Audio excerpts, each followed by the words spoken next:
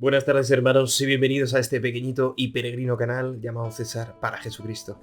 Bendito sea Dios, porque podemos continuar hacia adelante y hacia arriba en este bendito camino hacia la práctica de la humildad, de la mano del Papa León XIII y con todo el ánimo del corazón, además. Vamos con este 16º punto, a ver qué nos dice el Papa, porque es bastante denso e importante. Atención, por favor. Evita, como un mal gravísimo, el juzgar los hechos del prójimo. Antes bien, interpreta benignamente sus dichos y hechos, buscando con industriosa caridad razones con que excusarlos y defenderlos. Y si fuera imposible la defensa, por ser demasiado evidente el fallo cometido, procura atenuarlo cuanto puedas, atribuyéndolo a inadvertencia o a sorpresa, o a algo semejante, según las circunstancias. Por lo menos, no pienses más en ello, a no ser que tu cargo te exija que pongas remedio. Potente, hermanos, ¿verdad? Aquí hay mucha tela que cortar. Vamos a volverlo a leer ágilmente, como siempre, para después comentarlo un poquito. Evita, como un mal gravísimo, el juzgar los hechos del prójimo. Antes bien, interpreta benignamente sus dichos y hechos, buscando con industriosa caridad razones con que excusarlos y defenderlos. Y si fuera imposible la defensa, por ser demasiado evidente el fallo cometido, procura atenuarlo cuanto puedas, atribuyéndolo a inadvertencia o a sorpresa, o a algo semejante, según las circunstancias. Por lo menos, no pienses más en ello, a no ser que tu cargo te exija que pongas remedio. Bien, hermanos, pues esto es tremendo, ¿eh? Esto es tremendo. Yo os recuerdo que por la gracia y la misericordia de Dios, hace aproximadamente 2 años, subía un vídeo al canal llamado A los que dicen no juzgues, no juzgues.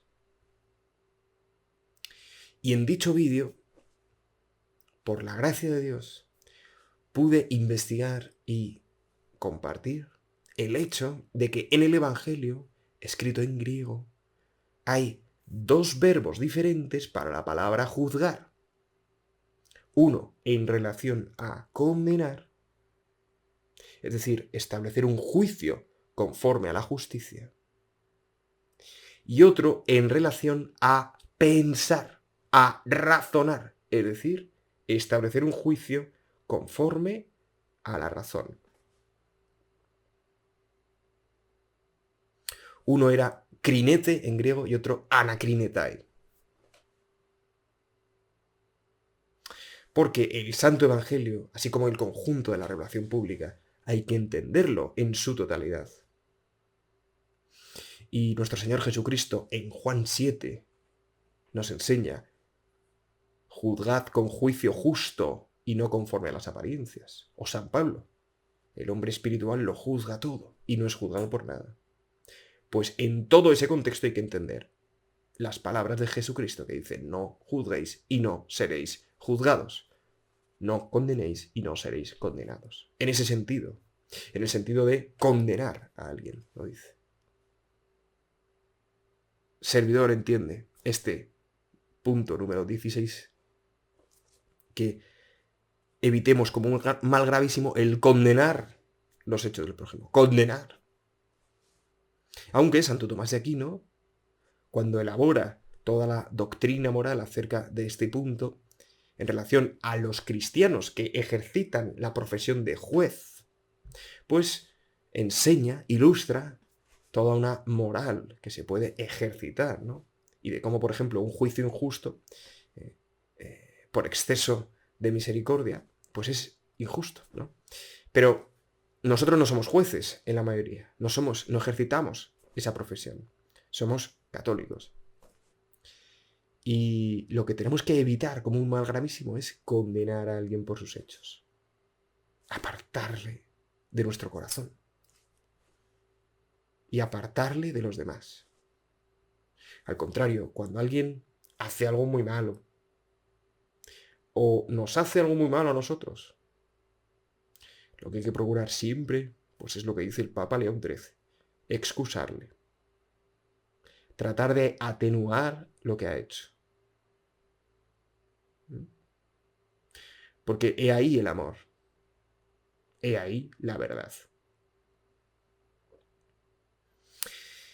Y estoy recordando ese punto 41 de los ejercicios espirituales de San Ignacio de Loyola, algo que aprendí gracias a Isaac García Cebrián, que es pecado mortal decir el pecado mortal de otro hermano, y que es pecado venial decir el pecado venial de otro hermano, a no ser que se cumplan dos excepciones. La primera, que ese pecado mortal o venial sea público. Y la segunda, hay una excepción para poder hablar del pecado mortal o venial de otra persona, con algunas personas, cuando se trata de un pecado privado. Puede ser un mejor amigo, puede ser el padre, la madre, la esposa, el director espiritual.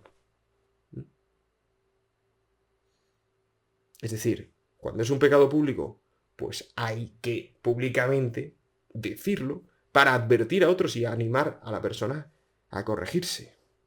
Cuando es un pecado privado, hay que decirlo con selectas personas para animar a esa persona a arrepentirse y advertirle.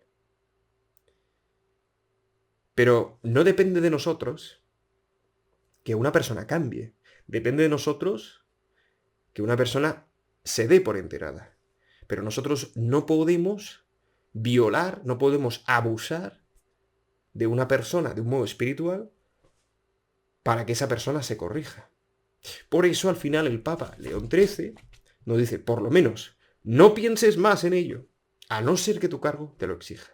Claro, si tu cargo te lo exige, debes procurar que se corrija. Por ejemplo, estoy pensando en un profesor.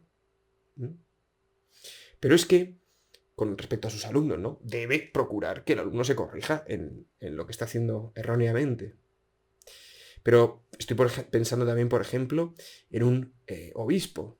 Si ve que sus sacerdotes o que un sacerdote se equivoca en algo, debe corregirle hasta que se corrija, ¿no? Debe advertirle, debe corregirle, ¿no? O un párroco con sus feligreses, o un sacerdote con sus dirigidos, ¿no? Pero porque se lo exige su cargo. Ahora bien, un obispo que se preocupa de un sacerdote de otra diócesis, o un sacerdote que se preocupa de feligreses de otra parroquia, o de dirigidos de otro director, etc., pues eso es lo que el Papa León XIII nos invita a no vivir, a no pensar más en ello. Porque no depende de su cargo. Solo si tu cargo te lo exige, pues debes incidir en la corrección, ¿no? Y siempre pues proporcional. Si es pecado público, pues de un modo público. Y si es pecado privado, de un modo privado, ¿no? Como os enseña San Ignacio. Todo lo demás, pues no es ni humildad, ni caridad, ni verdad. Al contrario, pues es un espíritu de soberbia o de presunción. Y además, sin caridad y sin verdad, pues solamente movido pues o por el hombre o por el de abajo, pero nunca por el Espíritu Santo. En fin, hermanos, es interesantísimo este punto porque muchas veces dejamos, ¿no?, que los males de otros nos aflijan más de lo que deberían. Y nosotros nos debemos afligir por nuestro pecado.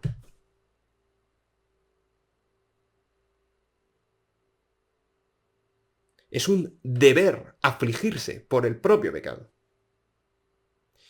Y por el pecado de otros nos podemos entristecer. Incluso el pecado de otros nos puede animar a vivir más fervorosamente la vida cristiana. Y con más fidelidad, con más entrega, con más amor, con más ímpetu y valor. Pero nunca el pecado de otros nos tiene que interferir en nuestro camino de santidad, en nuestro camino hacia la humildad, en nuestro camino al cielo y a la cruz. Porque si de lo que hacen otros depende tu salvación, tu alma, tu camino de santidad, entonces estás muy mal, hermano. Porque no depende de otros, depende de ti. De ti. Por mucho mal que hay alrededor, como dice San Pablo, nadie nos separará del amor de Cristo. Es imposible. Si el alma quiere. Bueno, hermanos, pues sin más, muchísimas gracias por acompañarnos a todos en este camino hacia la virtud de la humildad. Gracias por vuestros comentarios. Y como os digo siempre, que Dios os bendiga. La Santísima Virgen os guarde en este día. San José os abastezca de todo lo que necesitáis para agradar al Señor. Santiago Apóstol os dé su valor. Y el cielo entero supla en vuestras almas lo que a este vídeo le falta. Amén. Sancte Micael Arcangele, defendenos in prelio, contra nequitiam et insidias diaboli est presidium. Imperet illi Deus, supplices deprecamur, tuque, princeps militiae celestis, Satana maliosque spiritus malignos, quid ad perditionem animarum pervagantur in mundo, divina virtute in infernum detrude. Amén.